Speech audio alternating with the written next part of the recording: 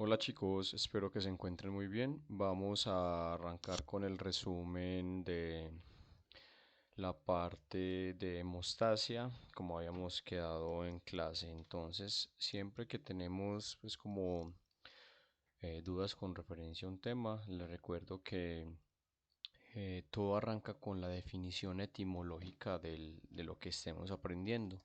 Entonces vamos a ver que la palabra hemostasia viene del hemo, que es sangre, y estasia, que es detener o parar. Listo. Entonces, esto lo que busca pues, en resumen es detener el sangrado o la producción de coágulos, ¿cierto? Entonces resulta que la hemostasia se divide en hemostasia primaria y en hemostasia secundaria. Entonces vamos a hacer un resumen de lo que sería la hemostasia primaria. Resulta que nosotros vamos a tener acá el vaso sanguíneo, como podemos observar, y este vaso sanguíneo, pues que normalmente lo obtenemos de color rojito en la parte interna. eh, Recuerden que el color rojo se utiliza normalmente para referirnos a los vasos que llevan sangre oxigenada, en este caso pues, sería una arteria. Y además, pues un recorderis que la única arteria que tiene sangre desoxigenada es la arteria pulmonar, por tanto los libros de anatomía la pintarán de color azul. Pero ahora no nos interesa eso, vamos a centrarnos en el vaso. Resulta que los vasos sanguíneos tienen principalmente tres capas. Una externa que se llama adventicia, una media que se llama muscular, que normalmente es la más gruesa, y una más interna, que es la que conocemos con la capa íntima. Esta íntima comprende algo que se llama el endotelio, que acá tenemos de color rojo, y ese endotelio pues tendrá principalmente lo que conocemos nosotros como pues la sangre, ¿cierto? Estar en contacto con la sangre, tanto con los elementos formes como con el plasma.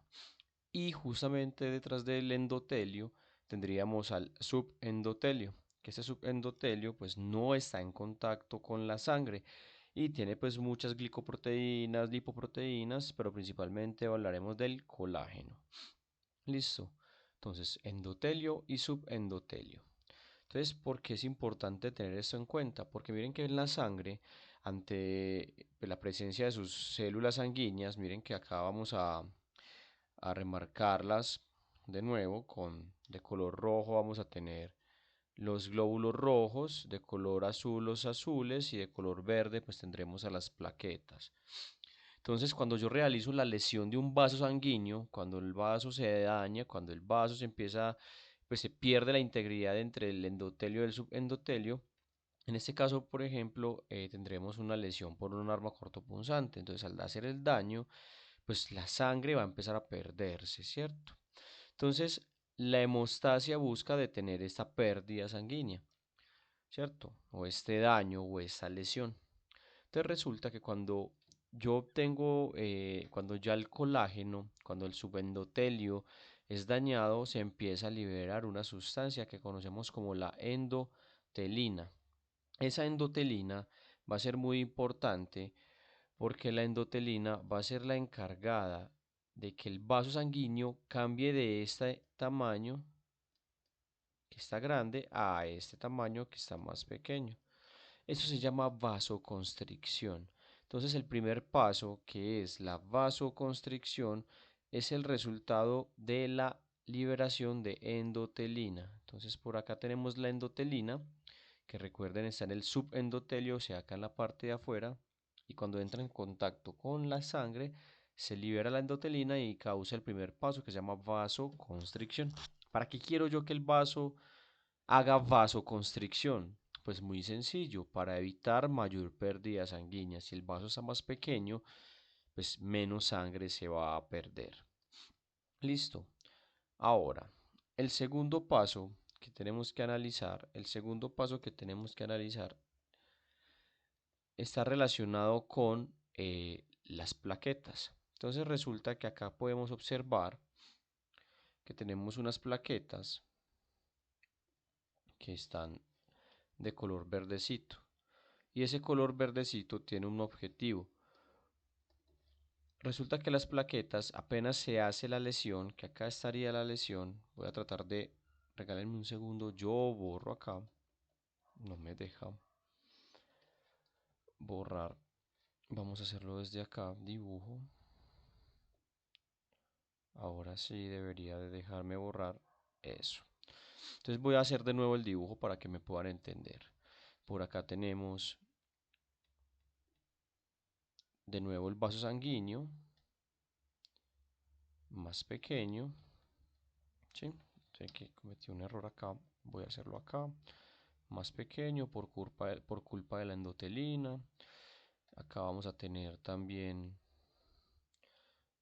el endotelio, que este no se ha dañado. Y acá tendremos el endotelio, que sí está dañado. Entonces observen que las plaquetas que coloreamos de verde van a empezar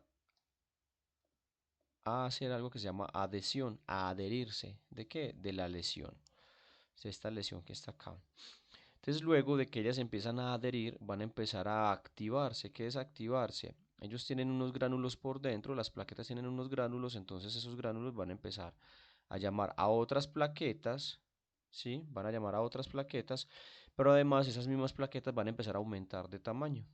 Entonces eso es la activación.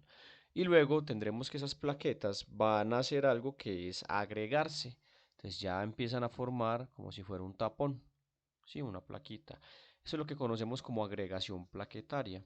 Entonces el segundo paso, ese segundo paso, que es coger las plaquetas, adherirlas, activarlas y agregarlas, se resume en agregación. ¿De quién? De las plaquetas.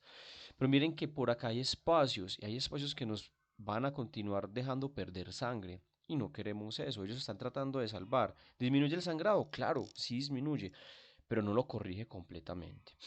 Entonces acá viene el tercer paso. Y el tercer paso nos va a hablar de la famosa cascada de la coagulación. La cascada de la coagulación tiene como objetivo final formar esto, la famosa fibrina, que la fibrina no es más que una malla densa, ¿sí? Una malla densa que va a tratar de cerrar completamente estos espacios que hay entre plaquetas agregadas. Entonces la fibrina coge como si fuera un pegamento y empieza a establecer ahora sí el coágulo, ¿cierto? Entonces miren que acá esto es lleno de plaquetas, más la fibrina, más la vasoconstricción es lo que conocemos como hemostasia. Entonces miren que acá puse hemostasia 1 y hemostasia 2, o sea, hemostasia primaria y hemostasia secundaria. Así es como se divide en la primaria y en la secundaria. La hemostasia primaria no es más que el primer paso, que era vasoconstricción, y el segundo paso, que fue agregación. Entonces eso es la hemostasia primaria. Y la hemostasia secundaria solo es la formación de fibrina, del pegamento, que esto es lo que vamos a ver acá como la cascada de la coagulación. Listo. Entonces esto es lo de la cascada de la coagulación. Muy bien. Entonces ya teniendo en cuenta qué es hemostasia primaria, qué es hemostasia secundaria, vamos a ver la cascada de la coagulación, que recordemos es este paso, la formación de fibrina. Entonces voy a hacerle por acá otra vez zoom. Resulta que el objetivo final de esa cascada de la coagulación no es más que formar fibrina. Entonces acá tenemos la fibrina, que ya sabemos que fue la que pusimos por acá. Para yo formar esa fibrina, puedo hacerlo de dos maneras. Yo puedo formar esa fibrina por la vía extrínseca o por la vía intrínseca. ¿Cómo así? Miren que acá les estoy dibujando un vaso sanguíneo de nuevo, con su endotelio, con el subendotelio, ¿sí? ¿Cómo se activa una vía o cómo se activa la otra? La vía extrínseca es de externa, es de afuera, si se va a activar cuando hay una lesión o daño tisular. Entonces miren que acá está el daño, entonces acá dañé, entonces ese daño tisular va a hacer que se active la vía extrínseca.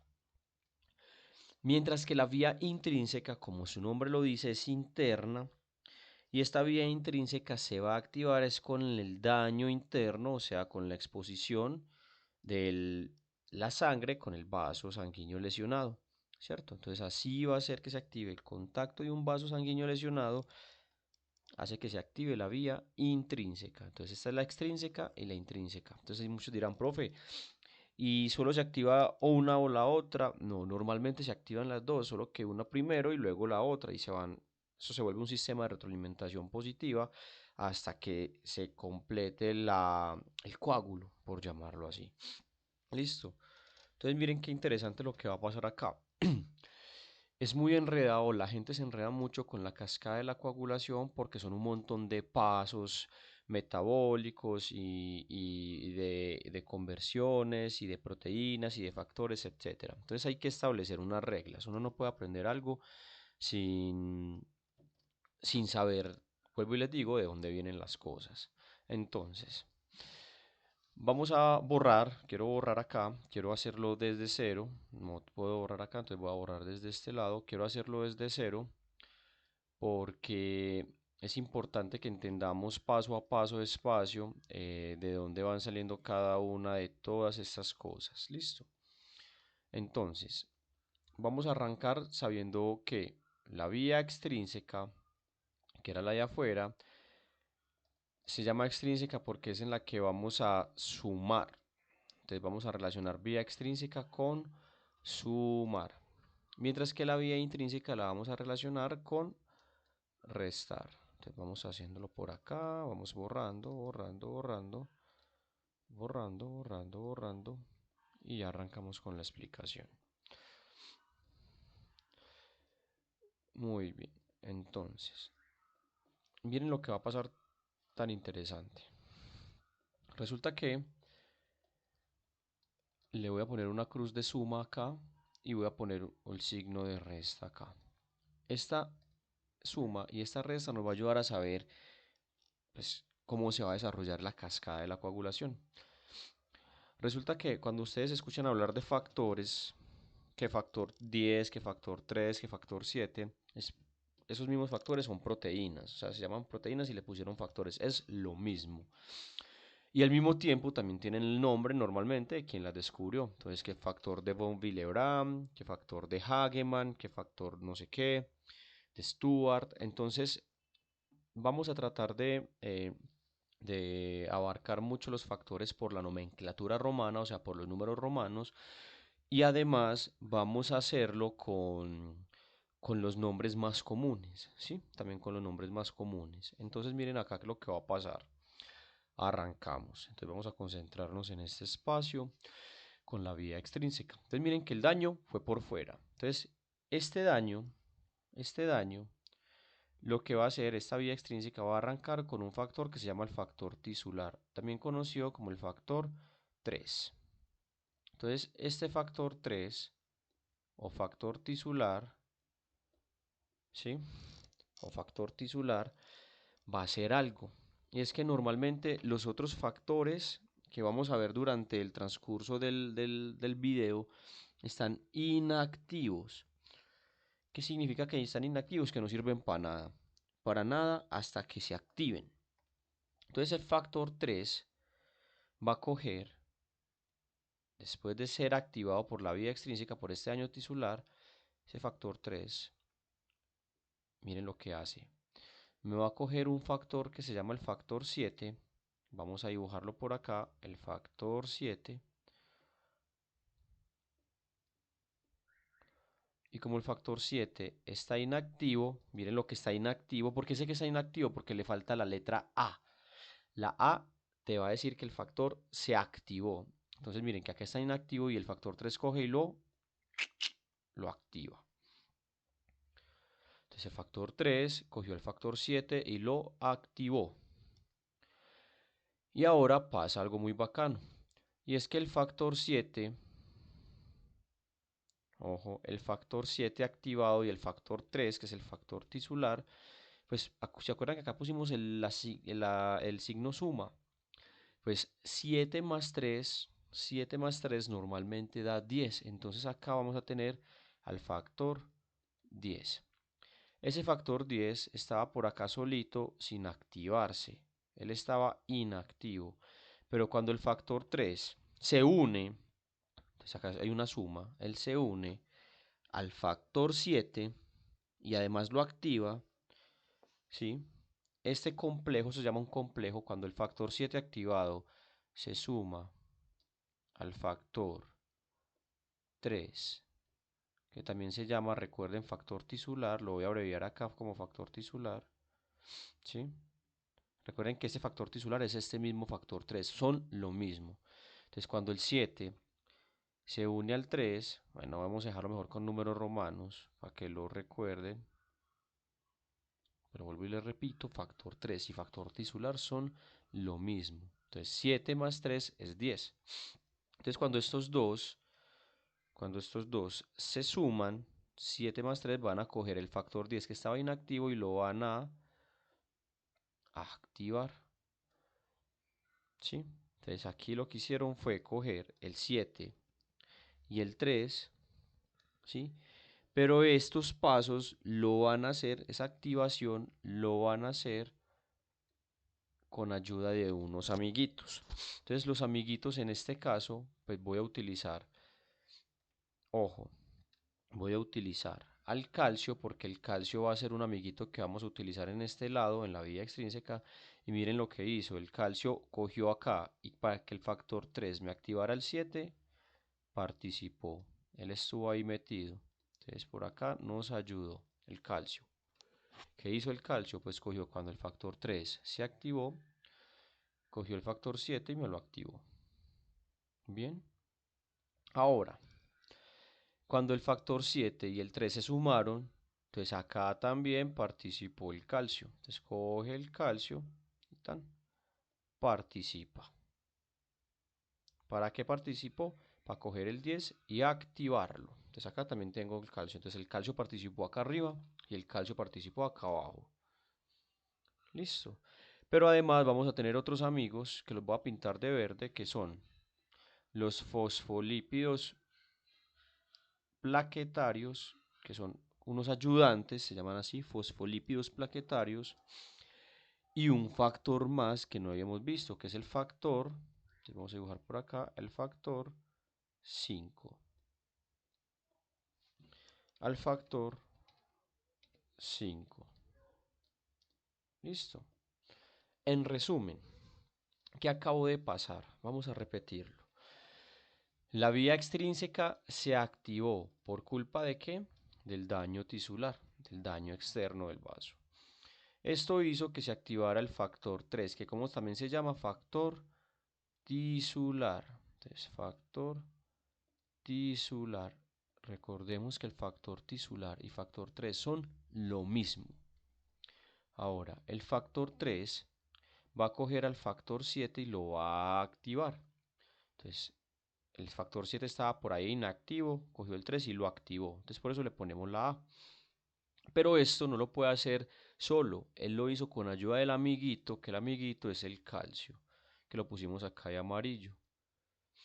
Muy bien. Ahora, yo les había dicho que la vía extrínseca era la de la suma. ¿Por qué la de la suma? Porque el factor 7 activado y el factor 3, 7 más 3 va a dar 10. Entonces, entre los dos, entre el 7 y el 3, me van a coger el factor 10 y me lo van a activar. Vuelvo y le digo, cuando un factor está inactivo, sale sin la A, no nos interesa, no me sirve para nada. Entonces, el 7 y el 3 van a coger el factor 10 y lo van a activar. Pero no lo hacen ellos dos solos, lo hacen con amigos. ¿Qué amigos? Otra vez vuelve el calcio y le ayuda con ese proceso. Aparecen unos nuevos amiguitos que se llaman los fosfolípidos plaquetarios. Entonces también nos ayudan los fosfolípidos plaquetarios. Y además aparece otro factor, que es el factor 5, y también nos ayuda en ese proceso. Entonces vamos acá. Esta vía, que está acá en la mitad donde empezó el 10, la vamos a llamar la vía común y la voy a pintar de color azul. Esta es la vía común.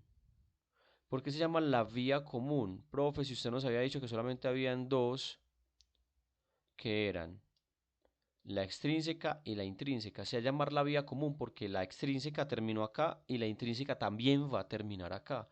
Entonces se encuentran en esta vía común. Listo. Entonces si ya entendimos la vía extrínseca, nos toca irnos para la vía intrínseca. Recordemos que la vía intrínseca arranca con la lesión interna, o sea, con la exposición del daño, con el contacto del vaso sanguíneo, el lesionado. Esta intrínseca predomina con la resta. Entonces es lo mismo que en este lado, pero acá en vez de sumar vamos a restar. Entonces vamos a arrancar con un factor que se llama el factor 12. Perdón, factor 12. Ese factor 12 se va a activar por este daño. Entonces él ya va a estar activo. Entonces, ¿por qué le llamamos el de la resta? Porque el factor 12 va a activar al factor 11,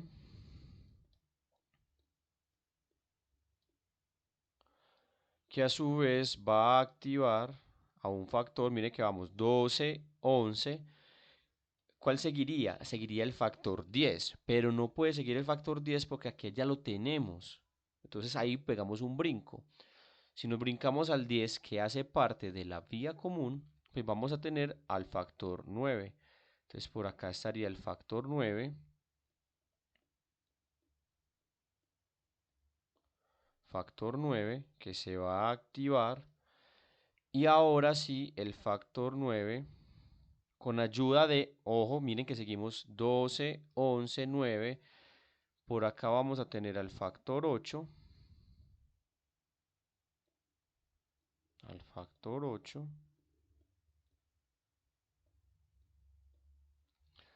Por acá vamos a tener el factor 8. Y entre el 9 y la ayuda del 8 van a coger y van a activar al 10. Entonces por eso es que esta vía es la de la resta, perdón. Porque el factor 12 me activa el 11 al 9 y el 9 con ayuda del factor 8 van a activar al factor 10. Entonces vuelve a mire que acá también llegaron a la vía común. ¿Sí? ¿Qué nos falta por ver de la vía intrínseca? Entender que la vía intrínseca pues también tiene amiguitos. ¿Cuáles amiguitos? Pues si lo pongo de color amarillo ya saben quién es. Primero es el calcio. ¿Dónde actúa el calcio?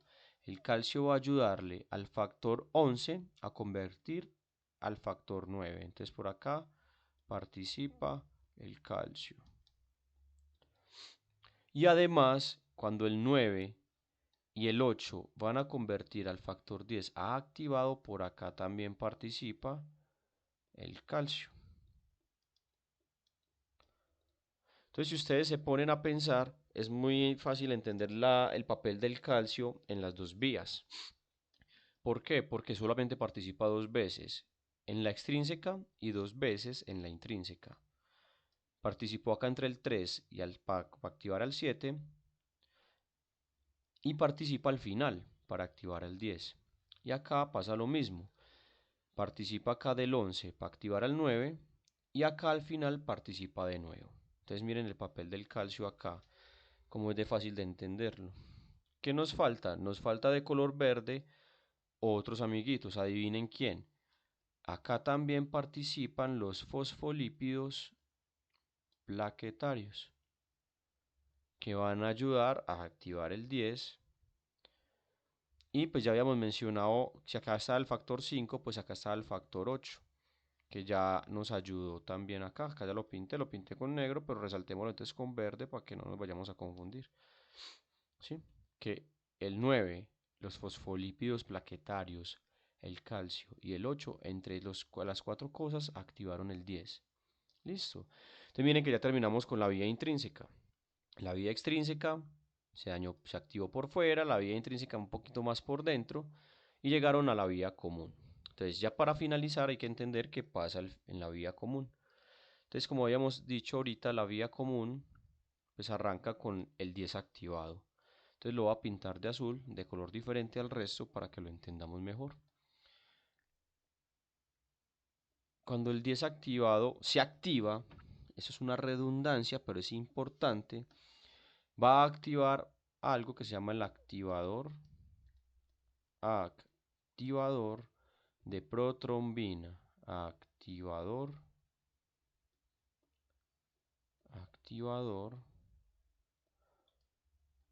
de protrombina.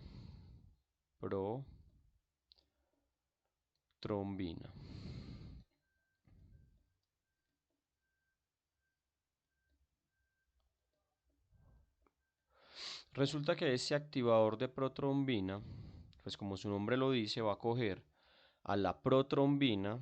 Si coge directamente, escribamos lo más fácil por acá, va a coger a la protrombina,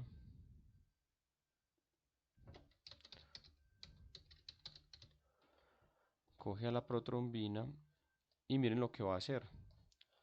Coge a la protrombina y me la va a transformar en trombina. ¿Sí? Entonces, el activador de protrombina, ¿sí? El activador de protrombina coge a la protrombina, vamos a hacerlo otra vez con el dibujo, coge a la protrombina y me la convierte en trombina. ¿Quién hizo esto? Este activador. Cogió la protrombina, que recuerden está en el plasma sanguíneo, y me la convierte en trombina.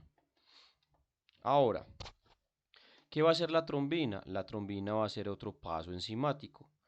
Va a coger a alguien que se llama fibrinógeno, el fibrinógeno, ¿sí? Fibrinógeno.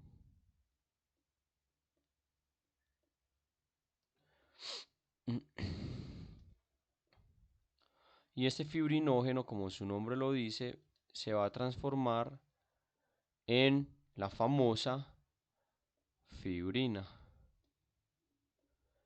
Entonces este paso es muy importante porque ese fibrinógeno también está libre y apenas se encuentra con la trombina se convierte en fibrina. Que acuérdense que es el resultado. La fibrina era lo que yo quería tener acá para que me cerrara las plaquetas y evitara pues que continuara el sangrado.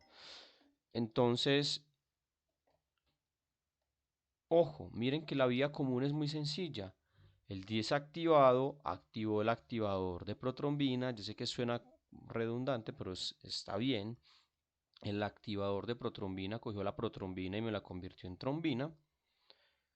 Y la trombina coge el fibrinógeno, ¿sí? Y me lo convirtió en fibrina. Listo. Que la fibrina es el resultado. Entonces acá falta algo muy importante y es el amiguito. El amiguito de color amarillo era el calcio y es que resulta que cuando la trombina convierte el fibrinógeno en fibrina, también participa el calcio. Entonces por acá dibujamos al calcio.